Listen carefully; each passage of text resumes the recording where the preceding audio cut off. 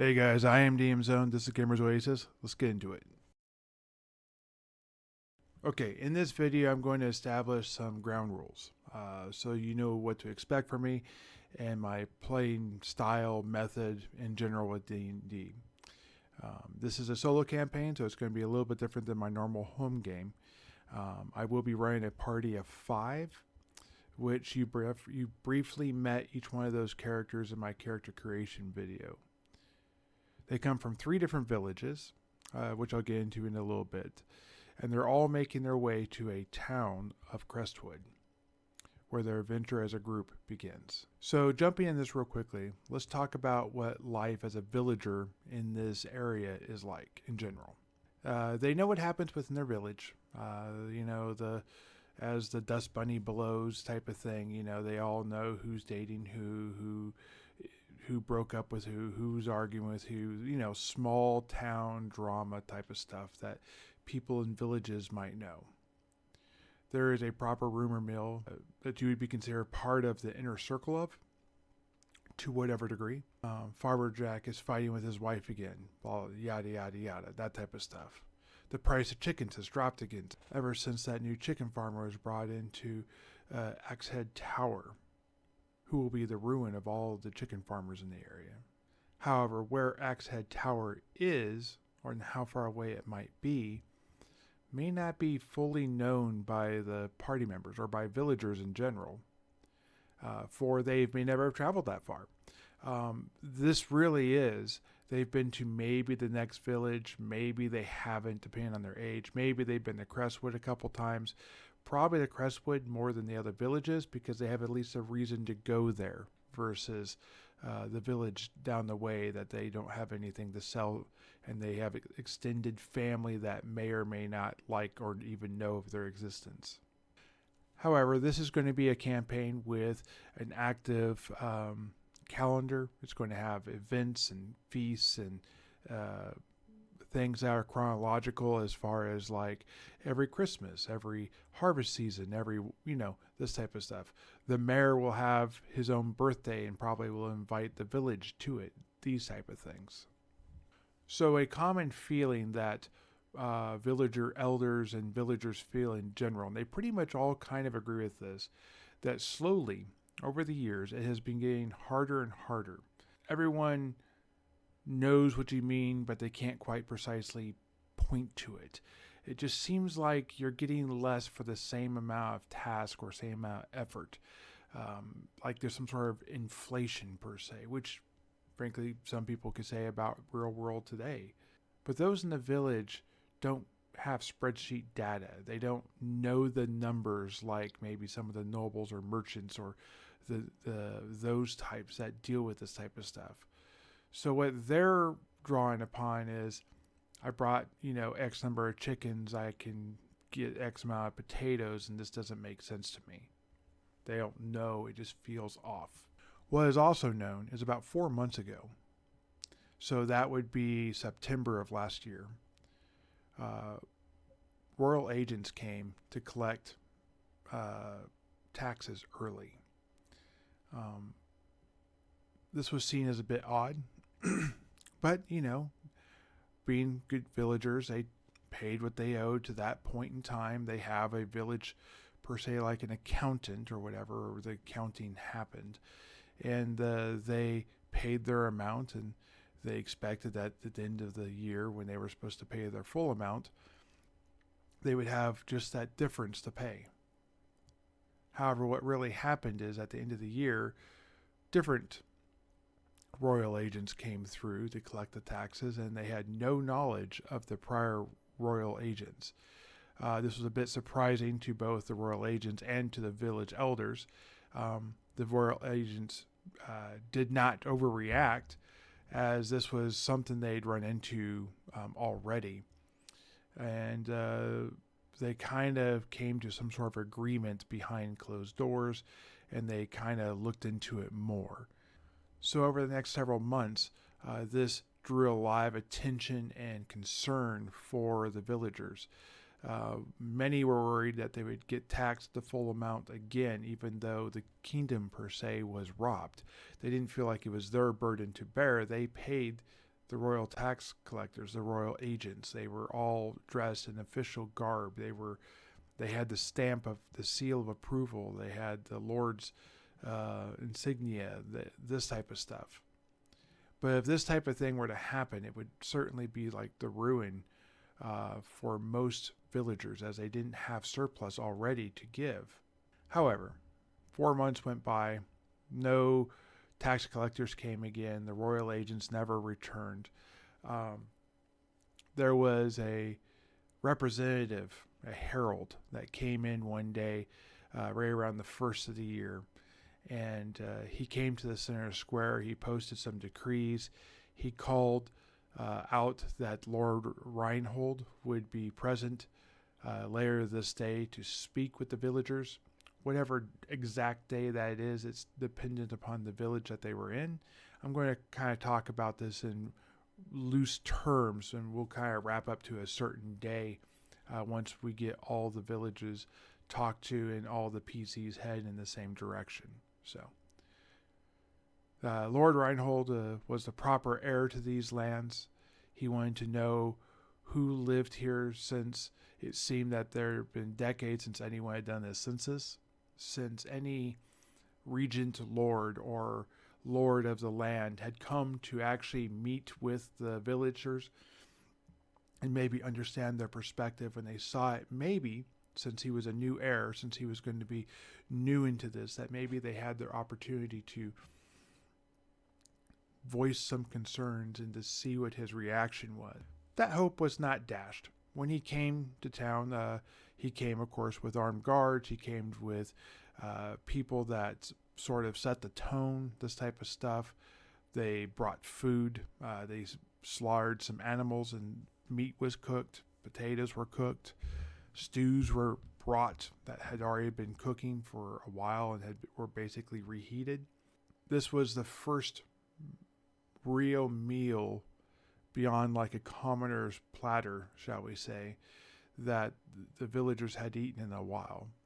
Some expense was spent for the convenience and understanding or getting to know villagers in this area. So a day was of pause was called for all villagers so that they could attend these ceremonies. One of the things that was kind of smirkingly commented on was that no expense was spared. Even the wheat was dry when it was made into the bread. No more damp wheat being thrown into the bread for the commoners versus, being used for the cattle, which was common around other places. As it turns out, though, Lord Reinhold was not actually born a noble. He did not even live as a noble for the majority of his life. He was a working class person who, until the last 3 or 4 months ago, didn't even know that he was heir to anything.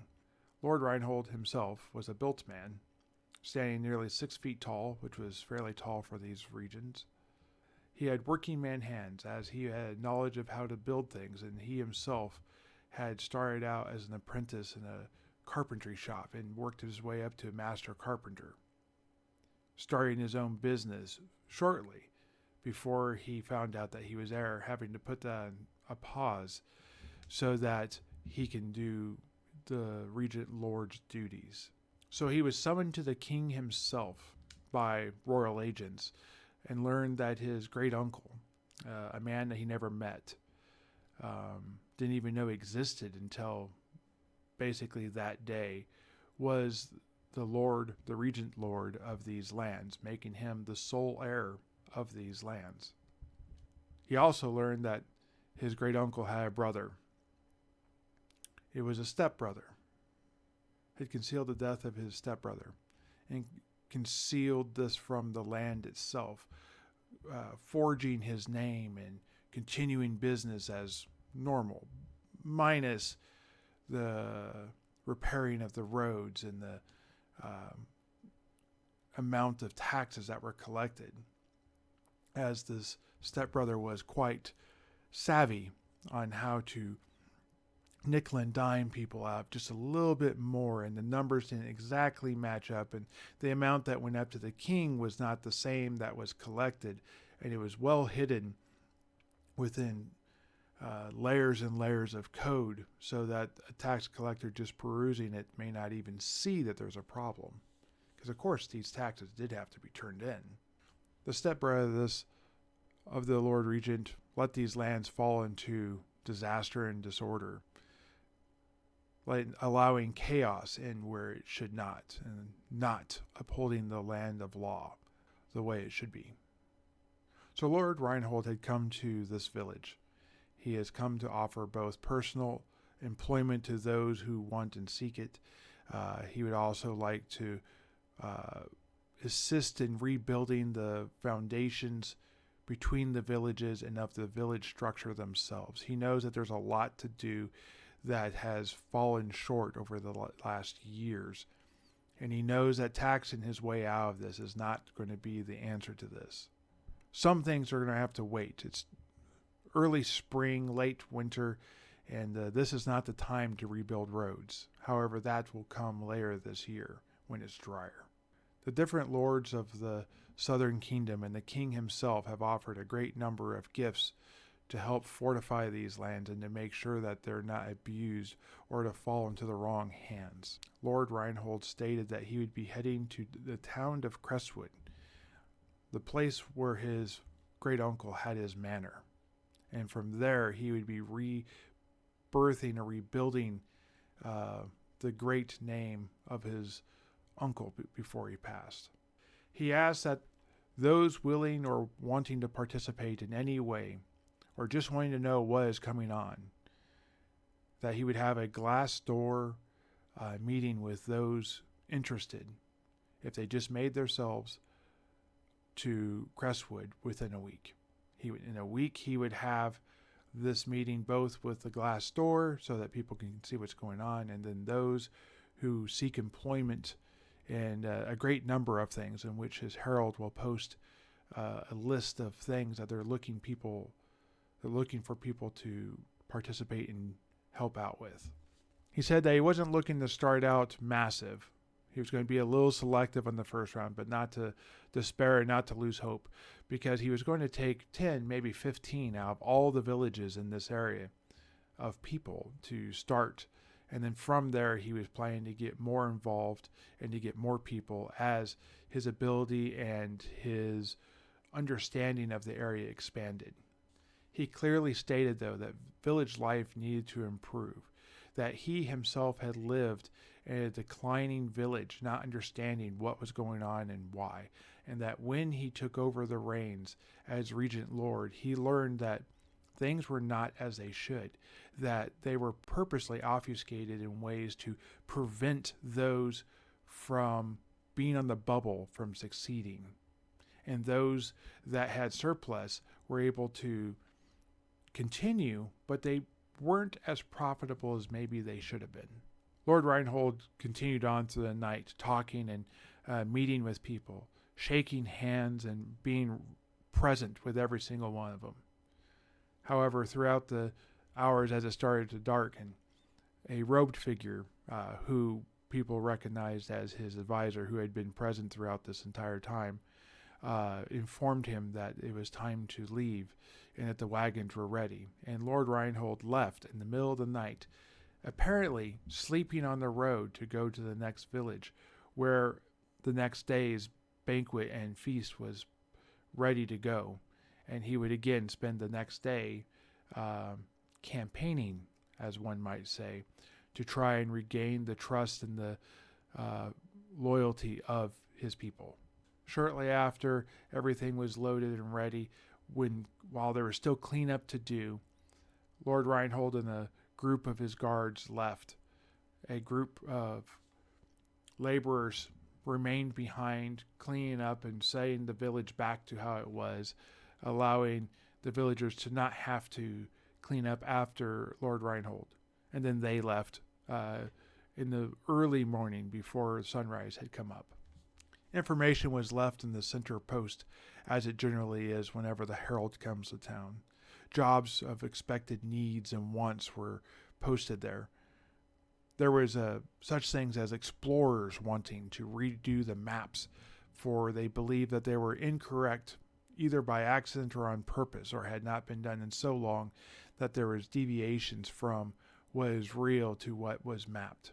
Another occupation that caught the eye of some people was that there was proper training being offered to those who wanted to be for those who wanted to escort caravans or to take on personal tasks for Lord Reinhold, sort of like an adventurer.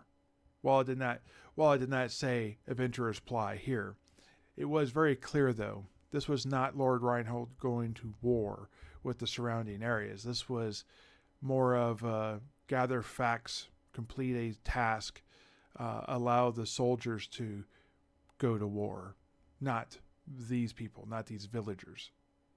As it says on the board, anything that feels like war is really made for a soldier, not a villager.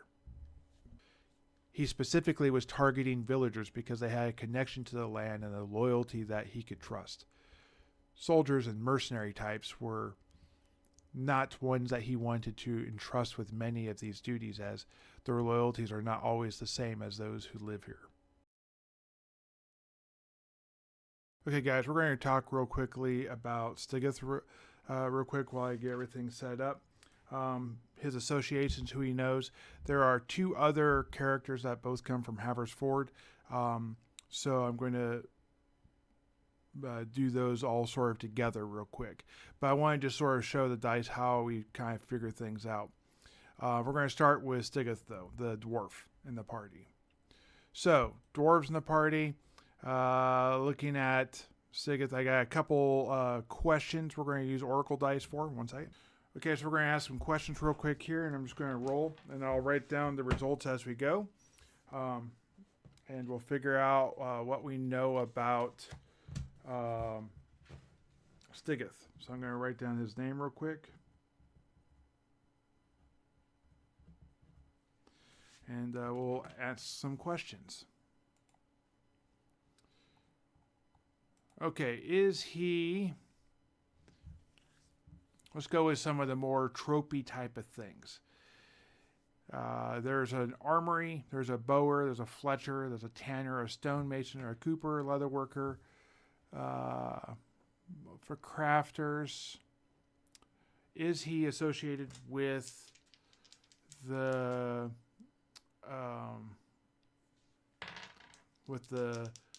armory? If purple is higher, the answer is no.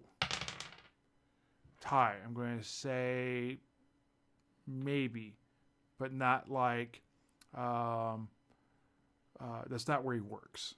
He might know people. That might be where the dwarves in that town. There are two dwarves that live here, where they work. So they know each other or something of that nature. Is he a bower? Yes. So he's going to be with the bower. So he's going to be doing some sort of carpentry, bow working stuff, or maybe the flint napping. Is he a flint napper?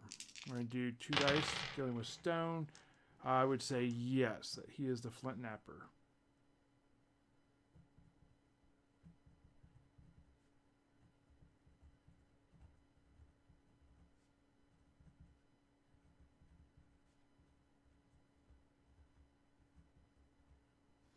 So he is the flint napper at the bowyer, which means he knows the bowyer place really well. The bowyer is associated actually with the armory, so this makes sense. They have the same storefront, there's different, like a department, and they sell the arrows within the actual armory. The people who make bows are just associated in the general vicinity, but not necessarily the same thing. The Fletchers are also right there, all in the same type of thing. So that is how he is. Now we're going to look at Edith, the female fighter. Maybe I can spell her name right.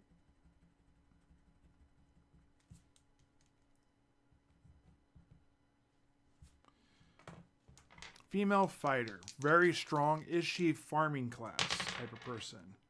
No, she is not a farming class person. Does she work at any of the as a guard? She's associated with the guards, not necessarily with. There's a guard tower. Is she in the tower? Not with the thing? Yes. So she is one of the. So she is either related to, or I'm going to go with related to probably the daughter of one of the guards. No. Girlfriend of one of the guards. Not at the moment. Is she older? Maybe she's the mother. No. Well, it's really kind of a. I probably should have done that with 2 dice, not with.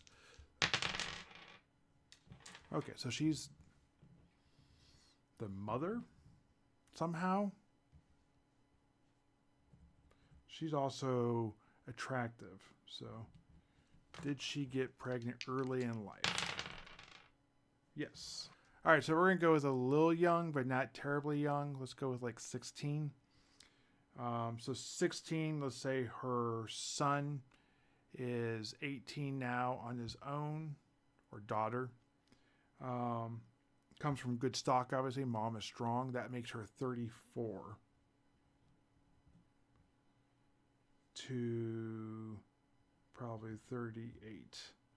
So she's going to be one of these hot cougar moms, which is kind of funny. We have picked up a notable thing here.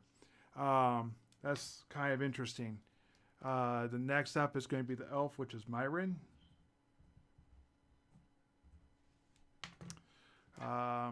Associated with the Fletchers, because that makes a little bit of sense.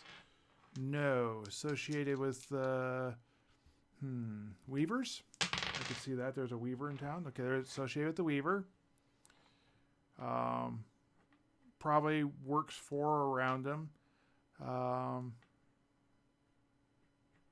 Let me see if it's maybe associated with the farms. Maybe they bring the stuff in. No, I would say that's she probably lives on a farm outside town, but she doesn't necessarily do that. So, okay, she's going to be associated with the Weaver. Okay, I'm going to go briefly into this a little bit. I'm not going to go into too deep with all the names and all that. That'd be too much to pick up for this particular place. This is for Haverford.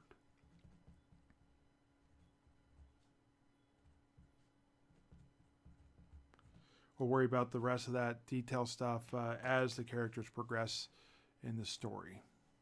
Okay, so let me get into real quickly what Haverford is, and then we'll get into Brigton's Rest here in just a second. Haverford is a location where you have a river that is really wide in this part, very shallow. Those rapids, but it's real shallow water.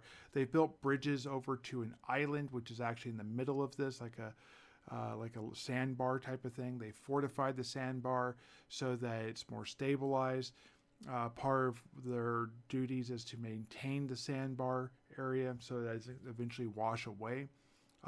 They have built a tower on this sandbar in the middle, and literally the 2 bridges connect at the base of the tower, and you travel through the tower through a real small fort per se, and the village is on the east and the west side of the actual river itself. So it's kind of a place divided with a central fallback that they can go if they need to be defensive. There's an actual tower with guards associated with it. What is interesting about Edith being one of the guard tower mothers is there's some rumors and stories that go specifically with that tower itself, which makes it really, really good. So, awesome. Now let's go ahead and talk about Brigton's Rest. So Brigton's Rest is a location where essentially an adventurer chose to retire. He had done all the stuff he wanted to do. He was done with that life. He separated from his party. Some of them had died. He was one of the last remaining. He found a wife and some kids. He wanted to go off and retire. They're heading to a different location. As they were traveling across the wild, per se, many, many years ago, probably over 50 or 100 years ago, since he has passed, he set up camp. He had his porter. He had his camp person, that's cook type of thing, and then he had his torchbearer there as well, still with him, traveling with him, and he had his wife and kids. And as they were making camp and all this type of stuff. And he went out hunting, looking for food. Upon his return, everyone in the camp had been slain by goblins or something of that nature. He went out on a rage, killed the rest of them, came back, buried his family and friends, and then decided that he would just stay here for the rest of his life and become sort of a hermit. However, his good nature did not allow him just to become a hermit and not fall away from society. He aided a couple people who then decided, hey, this dude is really good. And powerful. I'm going to make something near him. And eventually a village sprung up and he became like the mayor or guardian of the village. Lived on the outskirts of it. People took over the society of it, I guess you can say. And now they've honored him by naming the village after him upon his passing. And now the village still remains, and there's the grave sites of his family and friends, and now him, who are not necessarily ceremonially honored, but people pay honor towards that type of thing. Those who care about that type of stuff. All right, let's get into this. So next up is going to be Brigton's Rest.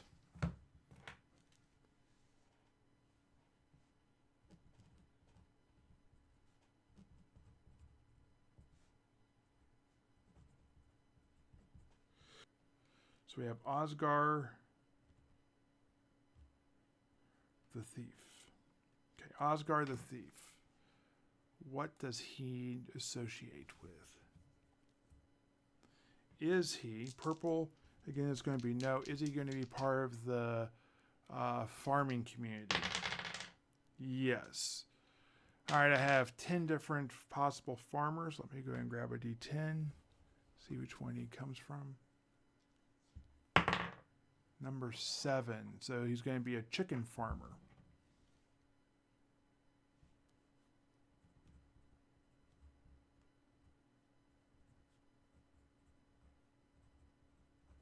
Interestingly enough, the thief is a chicken farmer. Is he in good standing with the city or the village? Yes. Guy asked that for a thief. Probably should ask that about the cleric too. Because he has all negative traits, so he's a little bit difficult to be around. All right, so let's go ahead and get into Brith. The cleric. Brith the cleric. Is he associated with the... we have a shrine here, right? Let me look real quick. Candlemaker, Shrine of Light. Is he associated with the Shrine of Light? Yes, he is associated with the Shrine of Light. Helps at the Shrine of Light. The Shrine of Light has an actual proper caretaker. And a family and all that type of stuff. So we'll just say Brith is a person who came along to try and better themselves. Is he associated with anyone else in town, since this isn't necessarily his full-time thing? No, this is his only thing. Makes sense. He's a little bit antisocial. Is he in good standing with the community? Sometimes.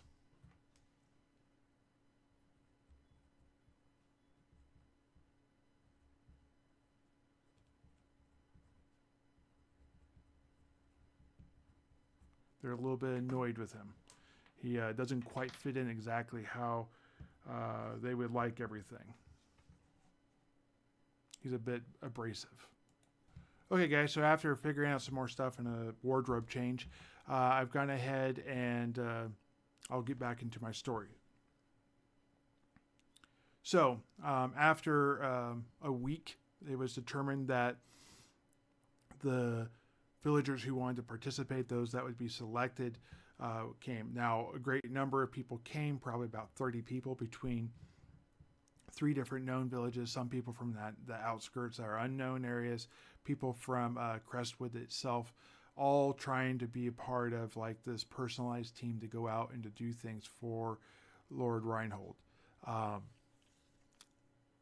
from that, we're going to have 5 people selected to start off with. That's going to be Stigith the dwarf, Edith the female human fighter with incredible strength, Myron the elf from Haversford, and then we'll have Osgard and Brith from Brigton's Rest, who are the rogue or the thief, excuse me, and the cleric of the group. So upon coming to Crestwood, they have found that they have this training they need to go do, and they go out and they practice, and they're given gear associated with their profession or whatever their class might be per se, and they're basically expanded on, taught basic fighting techniques, and they all have a trainer they can come back to and be proficient. I'll explore whether they can continue with that and for how long, or whether they have to go find another trainer, like what level this trainer can take them to later. I don't need to know that right now. We'll just kind of explore that as we go. But as you can see with the purple and white dice, I am going to be doing this type of stuff to try and have some sort of arbiter to decide things that I don't know as we're playing. This is going to be a large portion of the game. I have a whole Patreon side of things like this that's not set up yet, but will be. So like the personality story of all these characters and the origin stories of all these characters are going to be there. I realized that in one fell swoop, the character could die, which means I need to do that again. But that's just something I want to do. I feel like the reason why people watch these videos is to get attached to characters, and when they die suddenly or unexpectedly, that's part of the benefit and the reward of this. So I'm not going to be pulling punches. I'm going to be doing this out in front of everything, and we'll see how things go. Okay, so they're doing training, all this type of stuff. About a week goes by. A farmer comes into town and starts complaining about the fact that, remember yesterday's storm when it came through? I had a massive flood in my area, a flash flood, tore out the earth from underneath this really massive oak tree. It's known to be the biggest one in the area. And from underneath there was this hole. And at first it was just a hole that, like a cave that went in there, some sort of washout type of thing, or maybe something lived underneath there at one point in time. Maybe that's the origin for why this oak tree is so big. But I felt weird and creepy is what the farmer will tell people. I mean, he's going around telling everyone, so it's not like they're excluded from this. But then the next day, a couple of his cows were found dead and half-eaten. And he's like, okay. So he went out and pulled the bodies aside, tried to dispose of the bodies. He found tracks of what looks like rodents and vermin, and maybe like wolves or something, like coyotes that have scavenged off of the corpse. There were some ravens out there and some vulture type creatures that had also been scavenging off of the bodies. So he went ahead and pulled those aside to get them away from his cows. He kind of went and looked around the entrance to this washout area. He found a bunch of booted footprints of like small kid-sized boots, which obviously he didn't think it was kids, but he wondered what it might be. They seem to have fat feet for the length of them, and they don't seem to be organized in any sort of format type of thing, like they're not marching and this type of stuff. He really didn't know what to make of it. But the next day, more of his cows ended up dead. The next day, more of his cows ended up dead. He's moved all the cows out of that pasture onto a neighboring farm, and he has fled his home because he fears that now that there's no cows, they might, whatever it is, come after him. And he seek the refuge of the city, the town here of Crestwood, and he's asked Lord Reinhold to come rid this place of whatever foulness is in there so that he can return to his farm and go back to keeping cows. He has lost a total of 7 cows, which is an astronomical amount of wealth for him. So he's also seeking compensation from Lord Reinhold for the cows in some manner so that he is not devastated by this. So Lord Reinhold has hired 3 different explorers in the last week. You have Rober Fairfoot, a halfling. You have Gosfrid Page, a human, and you have Elwyn Tillyhope, who is also a human. And all of these have gone out and to explore different areas. He had some of the scouts that were more on the martial side, the military side of things, go specifically over to this, since his explorers are already out exploring, to kind of find out what they see. They come back with the fact that now the farmer's home is in ransacked. The creatures that are seemingly coming from this gaping hole that's underneath this old massive oak tree have come out and have started to attack the surrounding area even more. There are wolf tracks for sure. There are coyotes and other vermin and rats or other creatures of different sizes that seem to be coming both from the hole and from the surrounding area. Most of the small footprints they find are booted. They did find some that were not booted, and they believe them to be goblin, based upon what the scouts have determined. Okay, so after all this information was relayed, Lord Reinhold set up an expedition to have his group travel to this farmer's village, or not village, the farm. It's the farmer's farm, I guess you could say, where he raised cattle, to see if they can clear it out or secure it so that whatever foul creatures are coming out no longer come out. The farmer is going to travel with 2 guards from Crestwood. They're just going to show you where it is, and then the guards will walk the farmer back so that he's not staying out there. And anything he needs to get, personal belongings, this type of stuff, any wealth, he can retrieve back from the farm before going back to Crestwood. Also, any family heirlooms or whatever that he and his family might have, of course. They're being sent out. The party is going to be sent out, though, with a torchbearer and a porter, as well as 2 mules. The porter will stay with the mules, basically make camp. He's also able to care for the animals. And the torchbearer will travel with the party. And then if they need the mules or the porter, they can go ahead and do that. And the nice thing about mules is mules can go into cave or dungeon type areas to retrieve stuff. But, of course, you're putting them at risk when you do that. A porter, if you don't know, is an actual person who carries stuff. So like tents, supplies, these type of things. And they often have some sort of secondary skill beyond the carrying of things. They're sometimes used for like guides and this type of stuff. So much faster than Lord Reinhold or the party would like, they're going to be sent off to this venture to see if they can secure and save this farmland. Now I need to go ahead and roll where this farmer comes from. I need to roll that because, frankly, this is yet unknown. So I have a chart over here. I can get it if I need to. A 1 is outskirts and 8 is Crestwood itself. And then the middle stats are, so this is going to be Willowdale, interestingly enough. So Willowdale, go ahead and move this. You guys seen this already. Willowdale is where the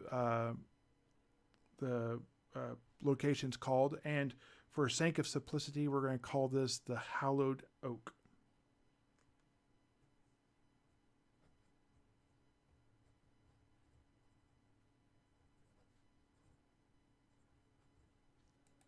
One might ask, what does this mean? Like, okay, you got the name of it. You already know there's goblins there and there's wolves and some sort of rodent stuff.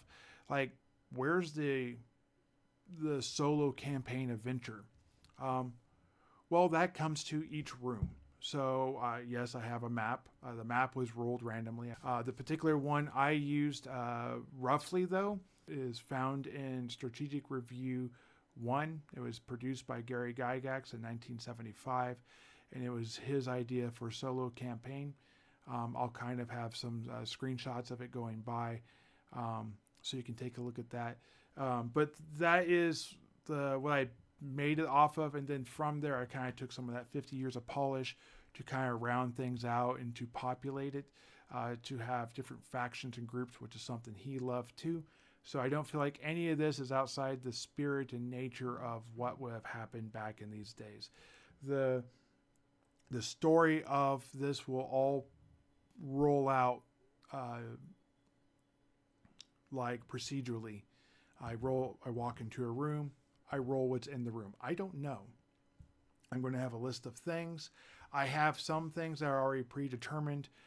There are story catches, clues, an overarching story, but how they relate specifically within the story is going to be discovered as we move forward and should be much more organic.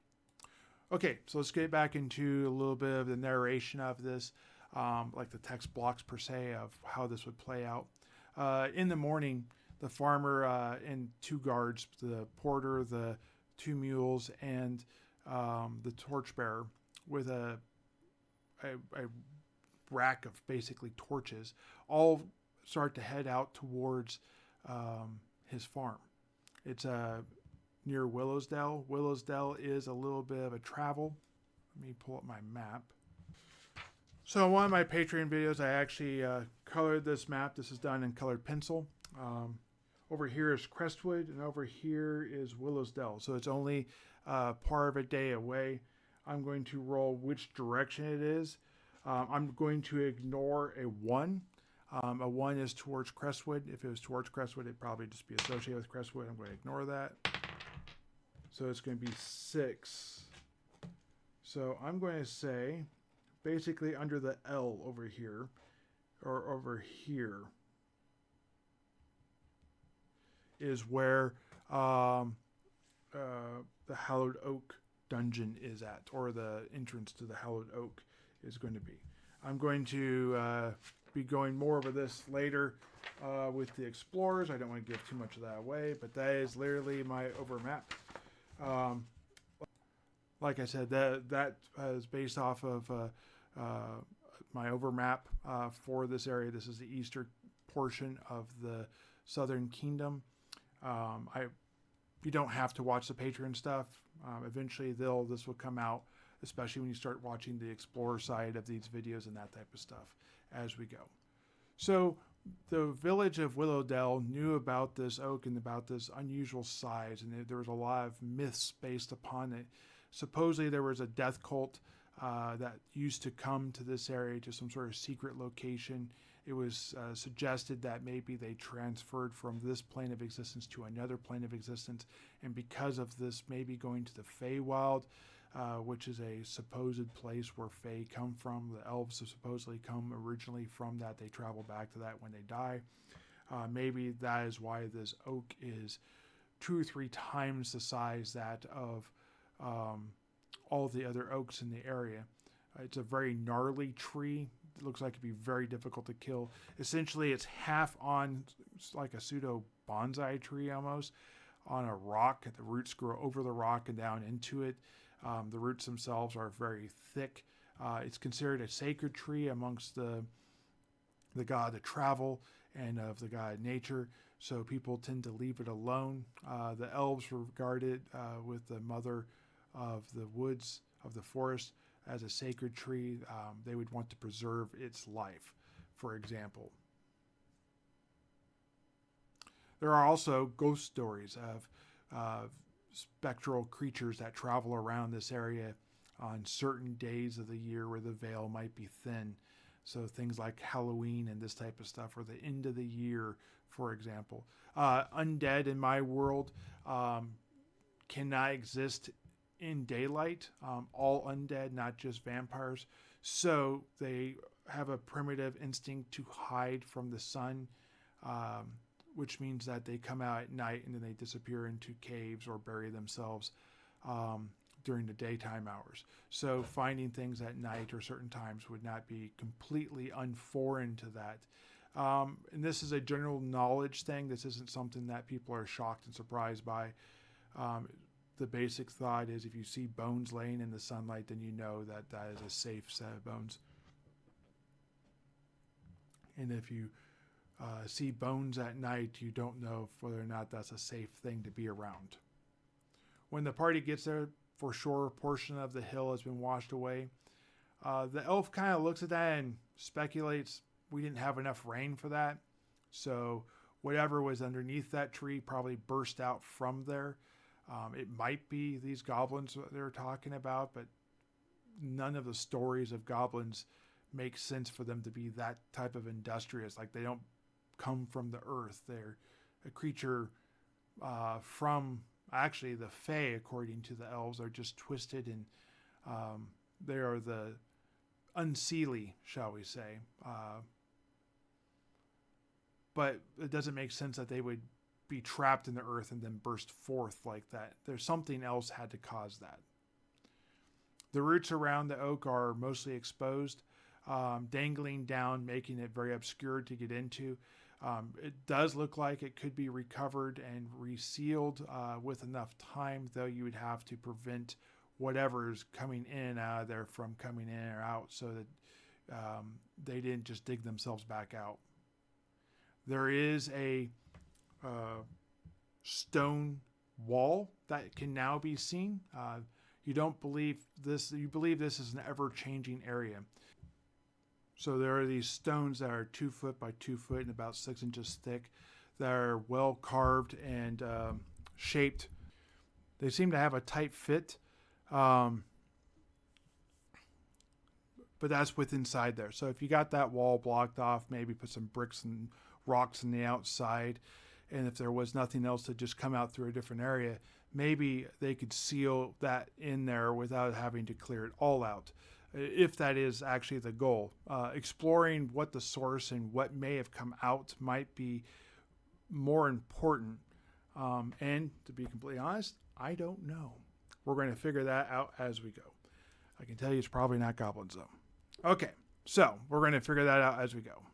So they stop off back. They get a good idea of where it is, this type of stuff. They go back with the farmer to his area. He suggests that they use the barn to make camp, and they can stable the mules there if they would like, since all of the animals have been taken to another farm.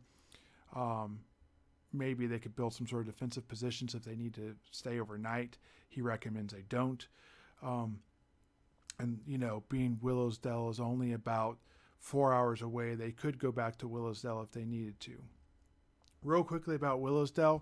Willowsdale is a valley with willow trees that run from side to side of it that have a wonderful bloom at a certain time of the year when the willows are blooming.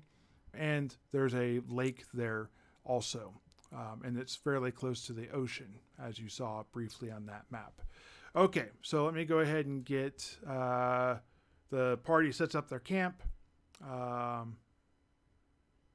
whole time they're doing this, they feel like there's these eyes upon them, like they're being judged or being watched from a distance. Nothing ever really comes for them. As the farmer leaves, though, he does take a moment. He grasps the shoulder of the dwarf and basically the wrist of the female, and urges them to not do this, to allow the military to come in and to do this type of thing, that this should not be, he doesn't know their story or their life, but, she probably has children at home and all this type of thing. And this dwarf is, obviously well-educated and proficient at skills, and there are so few of his kind left. He worries for them as he leaves.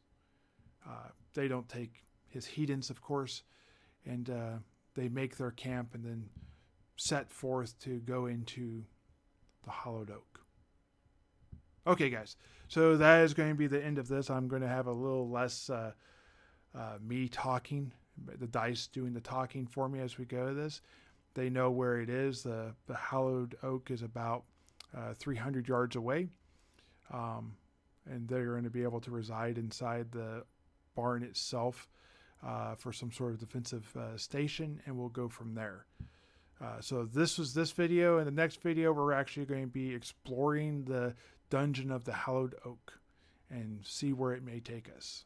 I hope you guys enjoy this one. If you want to see more videos like this, please like and subscribe and hit that bell notification to make sure you follow along. See you guys next one. Bye.